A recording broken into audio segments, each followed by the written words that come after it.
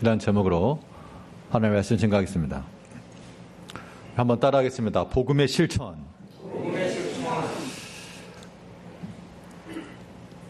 우리가 어떤 개념을 이해할 때 이 정적인 개념으로 이해하는 것과 역동적으로 이해하는 것에 차이가 있습니다. 자, 예를 들어서 이 책이라고 하는 것, 자, 이것을 보고 이것에 대해서 책이라고 말하게 되면 우리의 책이라고 하는 걸 말 속에는 제목이 있고 글쓴이가 있고 스토리가 있고 그렇게 우리가 받아들일 수 있습니다. 그런데 만일 똑같은 것을 들고 우리가 책이라고 말하지 않고 독서라고 말하면 이제는 이 책의 제목이 뭐고 저자가 뭐고 그것에 관심 있는 것이 아니라 내가 이 책을 읽는 게 되는 겁니다. 책이라고 하는 것은 하나의 설명에 불과하다면 독서라고 하는 것은 여기에 우리의 역동적 행동이 나오게 되는 겁니다. 자, 복음이라고 하는 말만큼 우리가 오해하고 있거나 혹은 과잉 이해되고 있는 것도 없는 것 같습니다. 자, 복음이라고 하는 것을 어떻게 이해할 것인가? 복음이라고 하는 것을 단순히 책과 같이 그런 개념으로 받아들이게 되면 복음은 무엇입니까? 주님께서 우리를 위해서 구원하셨다, 그거죠. 그런데 아무리 생각을 해도 주님께서 나를 위해서 십자가에 죽으시고 구원하셨다라고 하는 그 말이 복음이라고 하는데 거기까지 이해가 되는데 나는 그닥 안 기쁘다는 거예요. 사람들이 말하는 복음 그러면 뭔가 변화되고 사람의 삶이 변하고, 그런데 나는 복음이라고 하는 말을 들어도 그리스도께서 나를 위해서 죽으시고 살아나셨다라고 하는 그 말을 들어도 지식으로는 그러한가 보다 동의는 할 수 있지만 내 마음이 와닿는 게 아무것도 없다. 그런 경험을 할 수가 있다는 겁니다. 그 이유가 무엇인가 하면 이 복음이라고 하는 것을 그냥 정적인 개념으로 봤기 때문에 그래요. 우리는 복음이라고 하는 말을 복음은 무엇이다 라고 하는 설명으로서가 아니라 복음이 이제 우리 가운데 들어와야 됩니다. 그래야지만 복음의 삶을 살아가는 거예요. 자, 지난주는 못했습니다만 이 복음에 관한 이 이야기에 대해서 복음이 무엇이냐에 대한 이 정의를 우리가 다시 한번 생각해 보면요. 자, 복음이란 어느 한 분이 좀 자신 있게 대답하면 참 고마울 것도 같습니다만, 복음이란 하나님의 아들 그리스도 예수는 우리의 주이시고 우리의 구주시고, 자, 여기까지만 하면 안 되는 거예요. 우리가 복음이란 말할 때는 예수님이 나를 구원하셨다, 예수님이 주인이시다, 그것만이 그렇게 해서만 아니고 이제 우리가 무엇이 되었다? 그렇죠. 그의 소유가 되었다면 그의 소유가 되었다. 여기까지 나가는 것이 복음입니다. 자, 감동이 안 하시면 곤란하긴 합니다만, 뭐 저 혼자 이렇게 막 흥분하면 안 되는데, 한번 따라서 하시죠. 복음이란 하나님의 아들 예수 그리스도는 우리의 주이시고 우리는 그의 소유입니다. 내가 그의 소유가 되었습니다라고 하는 것까지가 복음인 거예요. 그러니까 그리스도께서 나를 위해 죽으셨다, 십자가에 죽으셨다더라, 거기서 끝이 아니라 그 결과 내가 이제는 나의 것이 아닌 주의 것이 되었습니다 라고 하는 그 고백이 바로 복음이라는 얘기예요. 그 복음의 실천이라고 하는 건 무엇이냐? 내가 주의 것으로 살아가는 거예요. 살아가는 것. 여기에 바로 복음의 힘, 복음의 역동성이라고 하는 것이 나오는 겁니다. 더 이상 책으로서가 아닌 독서라고 하는 그런 개념으로서, 예수님이 나를 위해 죽으셨다더라 라고 하는 하나의 정보로서가 아닌, 그래서 이제 내가 주의 것입니다 라고 하는 그 믿음의 고백으로 살아가야 되겠는데요. 그러면 이 복음이라고 하는 말을 우리 좀 다른 개념으로 말하게 되면 우리는 주의 소유된 백성입니다 라고 말할 수 있는 거예요. 복음을 전한다, 복음 안에서 산다 라고 하는 말도 복음이라고 하는 두 단어에 우리가 뭐 그러려니 하고 넘어가지 마시고 복음을 전한다, 복음 안에서 산다라고 하는 말은 우리가 누구로 사는 겁니까? 주의 소유된 백성으로 사는 것이요, 내가 주의 것으로 사는, 참으로 하나님을, 예수님을 우리의 주인으로 알고 모시고 살아가는 그 삶이 복음의 삶이란 거예요. 근데 복음의 실천이라고 하는 것도 가능하겠죠. 복은 무엇이다라고 하는 정의가 아니고 이제 복음을 우리가 실천해낼 수 있는데, 이 복음을 실천하는 방법에 대해서 오늘 본문에서는 명확하고 단순하고 더 이상 덧붙일 거 없는 간결한 말로서 우리에게 답을 주고 있어요. 우리가 복음 안에서 산다는 것, 주의 소유된 백성으로 산다는 것, 그것이 바로 무엇이냐, 오늘 본 말씀을 통해서 우리 살펴보도록 하겠습니다. 첫째로, 이 복음의 실천으로 우리가 행해야 될 것은 주께 소유된 백성, 하나님의 소유된 그 백성들은 하나님께 감사하며 사는 거라 그랬습니다. 그러니까 이제 하다 보면 별것도 아닌데 이게 대단한 거예요. 우리가 누구라도 할 수 있는 말입니다만, 그러나 참으로 복음이 무엇이며 내가 주의 소유된 백성임을 깨닫고 하는 고백은 전혀 다른 겁니다. 우리 함께 한번 따라 하시죠. 하나님께 감사. 그것이 무엇이냐 하면 복음 안에서 삶이요, 복음의 실천을 이루며 사는 삶이 되는 겁니다. 오늘 본문 8절을 보게 되면, 우리 8절 말씀 다 같이 읽어보겠습니다. 로마서 1장 8절. 먼저 내가 예수 그리스도로 말미암아 너희 모든 사람에 관하여 내 하나님께 감사함은 너희 믿음이 온 세상에 전파되미로다.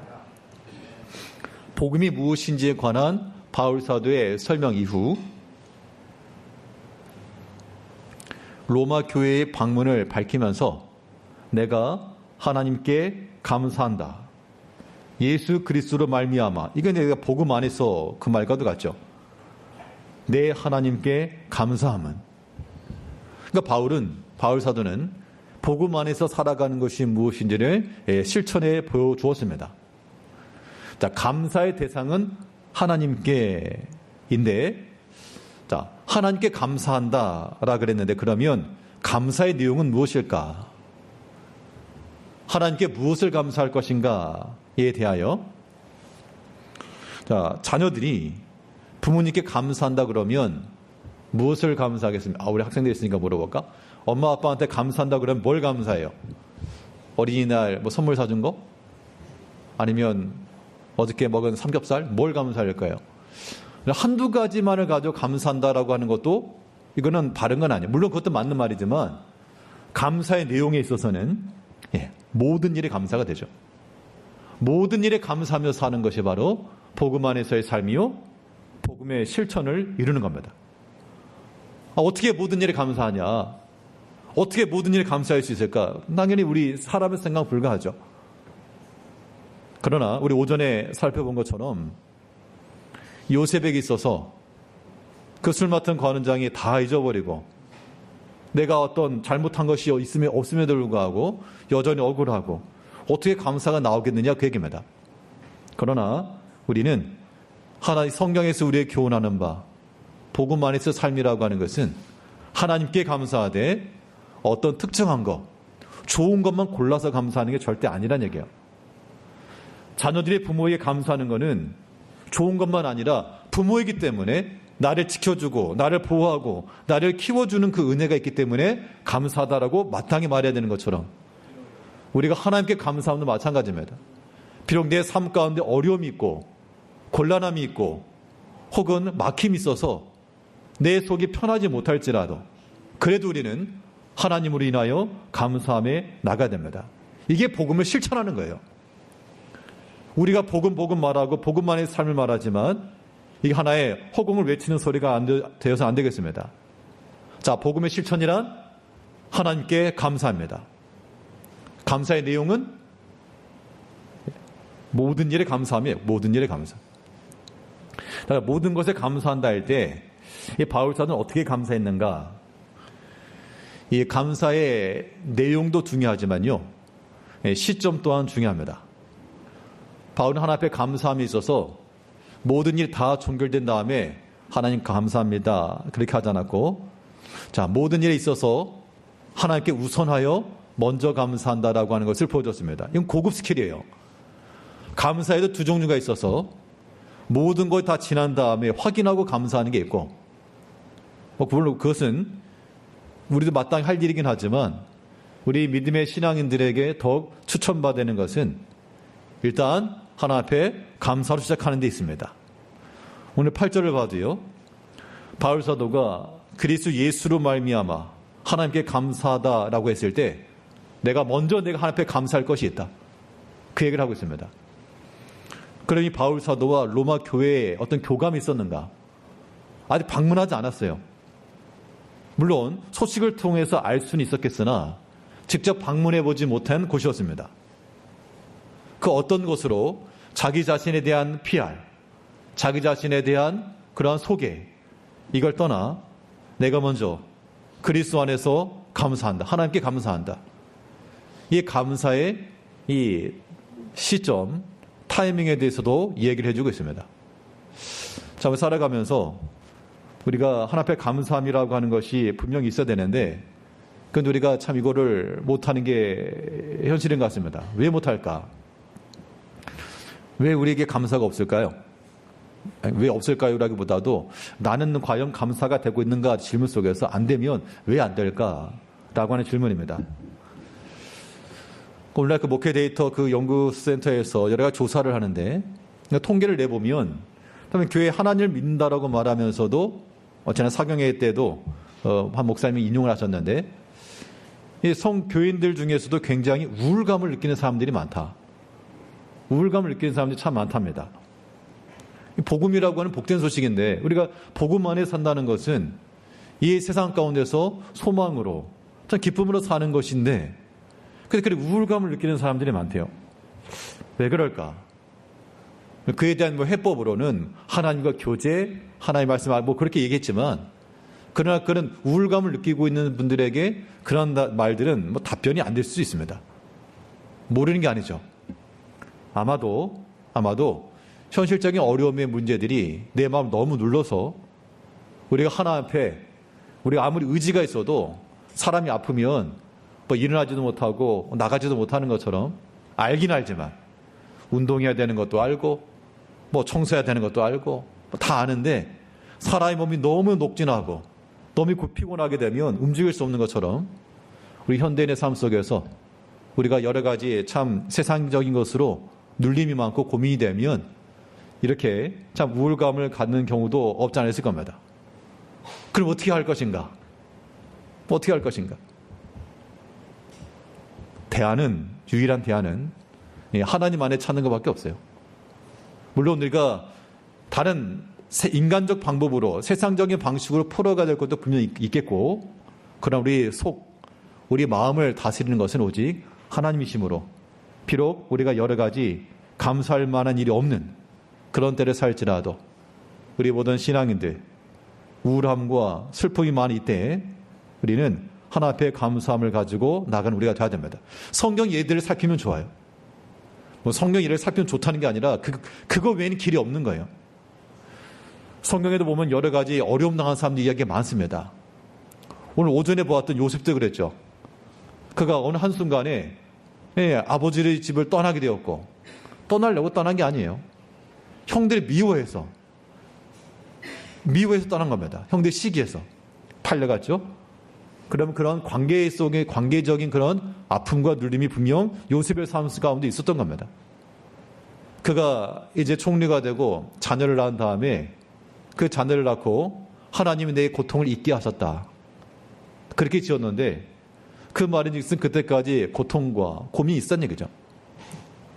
또 성경에 보게 되면 여러 어려움의 때, 기근과 흉년의 때 먹을 것이 없어서 한 끼 식량밖에 남지 않아서 어느 한 모자가 이제 이 한 끼를 먹고 더 이상 먹을 게 없으니 이제 우리는 끝났다 라고 하는 그 시점에 그때 하나님의 선자가 그 가정 가운데서 그릇을 빌려다가 채우라, 그렇게 해서 또한 살아나는 그런 과정들도 분명히 있었죠. 사람과의 관계에서나 세상의 모든 물질에 있어서나 우리 모든 내면이나 외면에 있어서 우리가 하나 앞에서 복음에 산다라고 할 때요. 복음에서 복음으로 산다 할 때 이런 고백이 항상 있어야 됩니다. 하나님께서, 주님께서 내 주인 되시고 내가 또한 그의 소유이니 주님께 날 책임져 주시고 지켜주시고 그 마음을 가지고 우리가 살아가는 겁니다.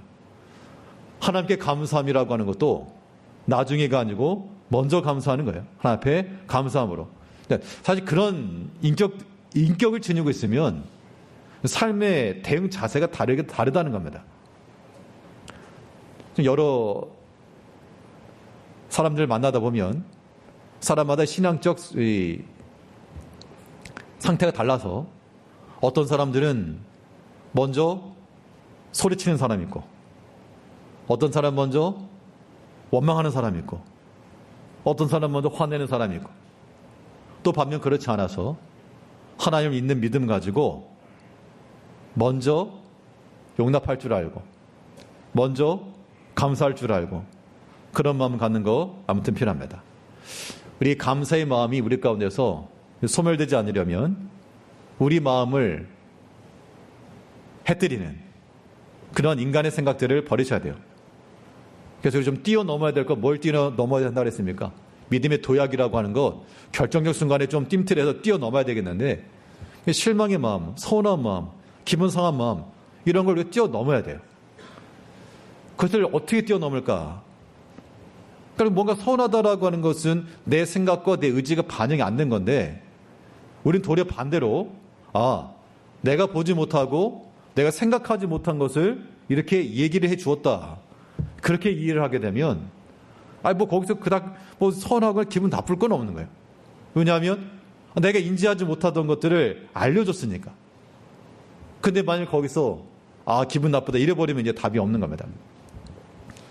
지난 수양회 때 또 목사님과 대화를 하다가 전혀 제가 생각지도 못했던 인지하지 못했던 이야기를 하나 들었는데 둘째 날 오전에 제가 사회를 봤거든요. 사회라고 하는 게 뭐 항상 하던 대로 이렇게 했습니다. 근데 이제 그 목사님 하시는 말씀이 제가 이제 사회할 때 저는 사회자가 설교자가 있고 사회자가 있으니까 사회자는 가급적이면 좀 이렇게 여러 잡다한 말 하지 않고 뭐 앞에서 이런저런 말 하지 않고 그냥 딱 사회만 보고 딱 설교자 소개하고 가급적이면 그렇게 가장 단순하게 하는 것이 더 좋지 않나 그런 생각이 들어서 사회를 볼 때면 별로 말을 안 합니다. 평상시도 말이 없습니다만 사회할 때도 가급적이 말 좀 줄여서 이렇게 별다른 얘기는 하지 않는데 그때 한 분이 말씀하기를 그 사회 볼 때 좀 무리한 것 같다. 그래서 뭐가요? 그래서 뭐가요? 뭐가 무리하지? 그래서 했는데 말씀하시는 게 혹시라도 그 얘기를 듣고 제가 생각도 못했던 부분인데 혹시라도 또 여기 계신 분들도 그렇게 생각하시는 분이 계실까봐 그러지 마시라고 오해라고 설교할 때 처음에 그 사회 볼 때 찬송 이렇게 부르는데 예를 들어서 뭐 찬송 오늘 같으면 찬송 302장 통일 찬송 408장 그렇게 말씀하잖아요.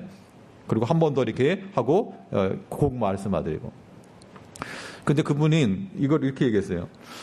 왜 302 장을 말 안 하냐. 그래서 302장입니다. 302장 찬송하겠습니다라고 해야지 왜 302 이런 식으로 물론 제가 그렇게 말하진 않았지만 그 장을 말 안 했다고 장을 말 안 하고 찬송하겠습니다라고 안 해서 무슨 무리하지 않냐. 그래서 정말 생각지도 못했던 얘기를 들어서 그런데 또 한편으로는 또 그렇게 들을 수 있는 사람도 있을 수 있겠다라는 생각이 들어서 물론 이제 우리 제일교회에서는 항상 해왔던 거니까 뭐 특별한 거 없습니다만 그때는 내 마음은 전혀 그게 아닌데 사회를 보면서 뭐 누구를 무시하려고 그렇게 했겠습니까? 그런데 그렇게 그런 얘기를 듣고 처음에는 그게 아닌데 했지만 나중에는 그렇게 생각하는 사람이 있겠구나라고 하는 생각을 가지고 다음에 할 때는 제가 어떻게 하겠습니까? 친절하게 302장 찬송하겠습니다라고 하겠죠. 물론 우리 제일교회에서는 제가 안 그래도 그렇게 장자를 안 붙였어도 다 있다고 생각하시고 무리하게 한 거 아니니까 오해를 하지 않으시면 좋을 것 같아요. 우리가 하나 앞에 감사의 삶을 한다는 것도 그 상황에서요. 뭐 사회도 보고 했는데, 그 말 듣고 기분 나빠해버리면, 하나님 은혜에 놓치는 거죠. 우리가 복음의 실천이라고 하는 것, 우리가 주의 것으로 살아간다라고 하는 것, 우리 비록 사소한 것일지라도 우리 마음 가운데 하나님 앞에 감사함을 삭제할 수 있는 그런 것들을 스스로 경계하고 스스로 주의하고 우리 마음과 생각을 좀 넓히는 데 있다는 겁니다. 둘째로 오늘 본문에서 바울 사도는 이 복음의 실천 방법으로서 복음 안에 살아간다는 것이 무엇인지를 또 명확하고 단순하게 말해주고 있는데요. 첫 번째 하나님께 감사하는 거라면 복음 안에서의 삶, 두 번째는 하나님께 기도함이라고 하는 겁니다. 우리 9절 말씀에서 우리 9절 함께 읽겠습니다. 내가 그의 아들의 복음 안에서 내 심령으로 섬기는 하나님이 나의 증인이 되시거니와 항상 내 기도에 쉬지 않고 너희를 말하며. 자, 바울은 이 복음 안에서의 삶이 무엇인지에 대하여서 본인 스스로가 참 좋은 예시를 보여주었습니다. 내가 먼저 하나님께 감사하고 또한 내 기도에 항상 기도에 쉬지 않았다는 얘기는 항상 기도했다는 뜻이죠. 자, 그러면 기도의 대상도 하나님이시요. 기도의 내용은 무엇인가? 우리 감사의 내용이 뭐라 그랬죠? 감사의 내용. 무엇을 감사할 것입니까? 모든 것을 감사하는 거죠. 기도도 마찬가지입니다. 기도의 내용은 모든 일에 기도하는 거, 모든 일에 기도. 그러니까 복음 안에 산다라고 하는 것은 모든 일에 하나님 의탁하는 마음을 가지고 하나님께 묻는 마음을 가지고 하나님의 허락을 구하는 마음을 가지고 또 하나님 도와주시는 마음을 가지고 우리가 구하는 데 있습니다. 이건 성경에도 분명히 말하고 있죠. 너희가 기도할 때 염려하지 말고 모든 일에 감사함으로 하나님 앞에 구하라.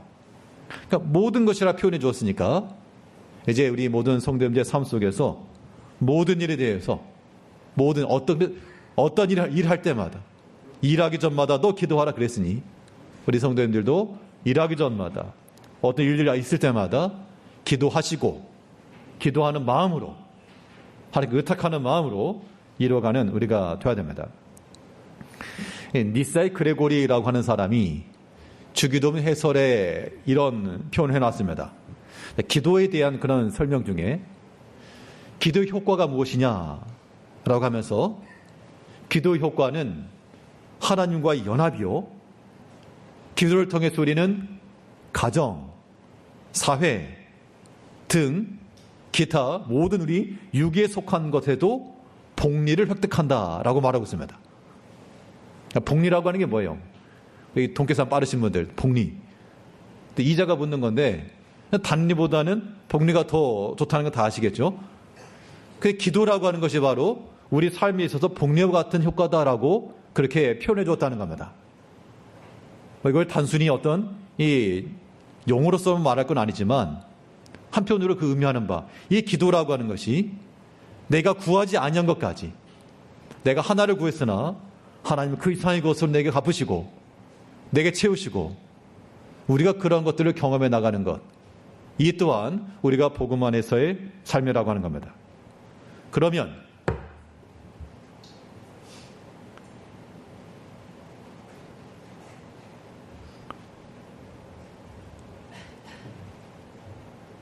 무엇을 해야 됩니까? 자, 우리 복음의 삶이라고 하는 것은 하나님 앞에 기쁨과 감사의 삶이죠. 또 뿐만 아니라 하나님 앞에 기도의 삶이라 그랬으니까 우리 모든 성도님들은 누구에 보여주기 위한 것 아니죠. 누구 보라고 하는 거 아닙니다. 하나님 앞에서 깨어있는 신앙인, 하나님 앞에 엎드리는 신앙인들이 되는 것이 지극히 마땅한 겁니다. 성도님들이 교회에 와서 듣고 싶은 말이 무엇입니까? 이 설교 시간을 통해서 무엇을 듣길 원하세요? 저는 무슨 말을 해야 될까요? 여러분들이 듣고 싶은 말을 하는 게 아니죠.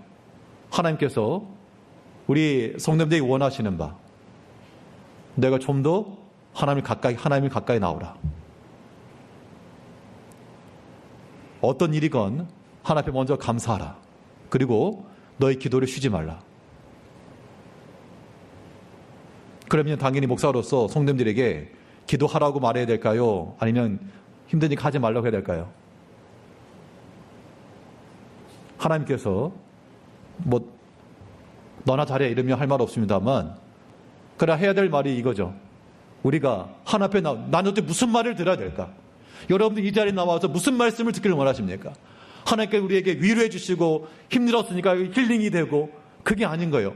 하나님의 사람으로 거듭나기 위해서 우리가 이 자리에 있는 거 아니겠습니까? 내가 믿음 안에 거하지 못하고 있으면 하나님 말씀에 다시 한번 권면을 받아서 믿음의 사람으로, 내가 만약 하나님 앞에 감사상을 하지 못하고 있다면 다시 하나님 앞에 감사하는 사람이 될 수 있도록, 내가 만약 기도 삶이 중단되었다면 다시 하나님 앞에 기도하고 엎드리는 사람이 될 수 있도록, 이것이 우리 가운데 요구되는 말이며 여러분들이 들어야 될 말이며 우리가 회복해야 될 신앙이라고 하는 겁니다. 복음은 실천에 있어요.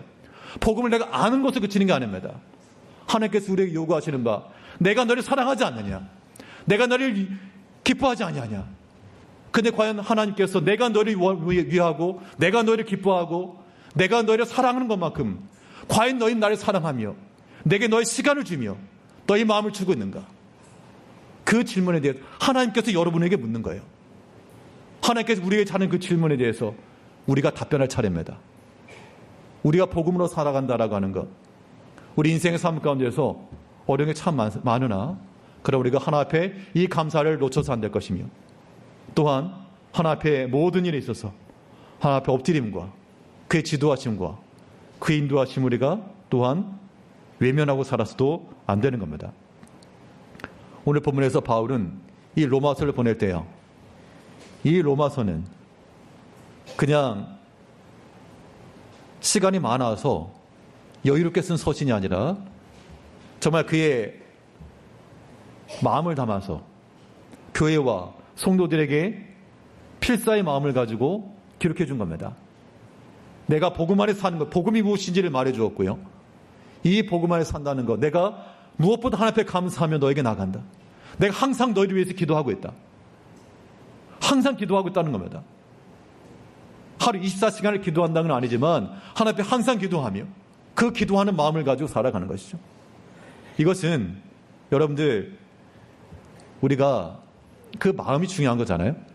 마음이 중요한 게 맞죠. 우리가 많은 것을 가지고 누군가를 섬기고 이런 것보다도 그 마음이 중요하죠. 하나님께서 우리 모든 성도님들에게 마음을 구하십니다. 왜냐하면 여러분들도 힘들겠지만 하나님께서도 외로우실 거 아니에요. 왜냐? 하나님께 그렇게 사랑한다 하시는데 사람들이 다 그만큼 하나님을 따르지 않으니까. 부모님들 서운하실 거 아닙니까? 내가 자녀들 아끼고 사랑하는데 이 이 자식들이 알아주지도 못하고 자기들 일만 앞서가고 부모는 쳐다보지도 않고 자기들만 먹으러 다니고 어디 가서 레스토랑 가가지고 사진 찍고 올리고, 그러면 부모 입장에서 어떻게 해요? 서운할 거 아닙니까? 그 부모에 대해서 살필 줄 알고 돌아볼 줄 알고 함께 나눌 줄 알고 그 마음이 지극히 온당한 것처럼 우리의 모든 삶 속에도 세상 일로는 분주하고 바쁘고 그러면서도 주를 위해서 우리가 둔감하며 여러 가지 핑계가 많은 우리 삶을 다시 한번 돌이키면서 회개하시면서 참으로 복음 안에서 삶을 우리가 실천해 나가야 되겠습니다. 복음이라고 하는 것은 하나님의 아들 예수 그리스도는 나의 주인이신 것과 또한 내가 그의 소유된 것임을 믿고 사는 겁니다. 내가 그의 소유이니 난 주의 뜻을 따라 하나님 앞에 감사하며 모든 일 항상 기도하며 하나님의 뜻을 순종하여 하나님의 기뻐하시는 자로 살아가시는 우리 모든 성도님들 다 되시길 바라겠습니다. 기도하겠습니다. 우리 사랑하신 아버지 하나님,